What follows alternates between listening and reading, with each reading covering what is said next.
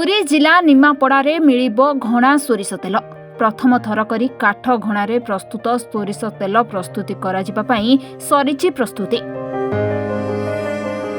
पवित्र दिन रे एहाकु लोकार्पण करा जायछि। केवल सोरिष नुहे, एही घणारे राशि, पेसु, बादाम, नड़िया, लवंग आदि जिनस घणारे पेड़ा जाई प्रस्तुत कराजिबो खांटी तेल। जगन्नाथ मार्बल साइट रे मोर काठ घणा आज शुभारंभ कली।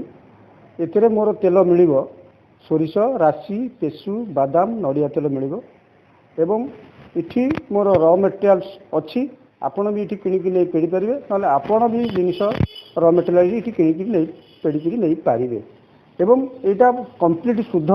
इठी कोनोसी दुई नंबर काम करा जीवो नाही कि आगु को हबार भी नाही एवं एई तेल आपण नै करी निजे खांतु एवं शरीर को सुस्थ रखंतु।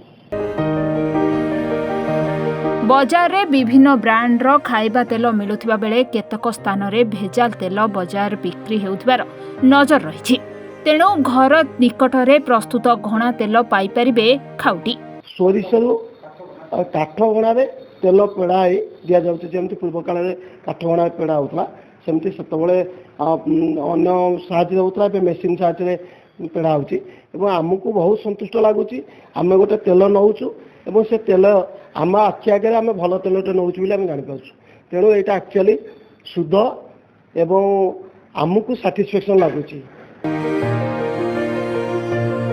तेबे विभिन्न ब्रांड रो भेजाल तेल खाई विभिन्न रोग रे पड़ुथिबा बेले काठ घणारे पेशा होइथिबा शुद्ध तेल खाई सुस्थ रुहंतु बोली कहिसंती स्थानीय बासिंदा और बुद्धिजीवी।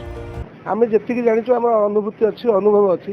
आमर जो बारी जो जिनस प्रडक्ट हुए से जब घणारे पेड़ा हुए बा मेसीन रे पेड़ा हुए गोटे किलो रे 2700 माने 300 ग्राम मैक्सिमम है 300 ग्राम बाहर।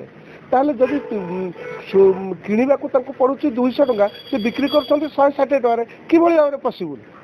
तेणु से निश्चित भाव में भेजाल करा फल कि माने दुरारोग्य विभिन्न प्रकार दुरारोग्य होची।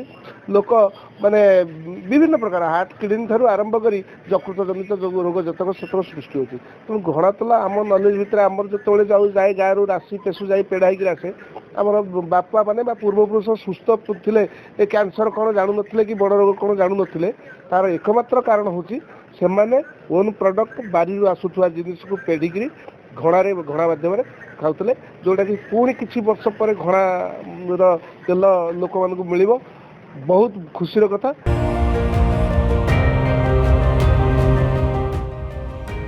गोब्रू जयंत कुमार सेठी रिपोर्ट महाभारत लाइव।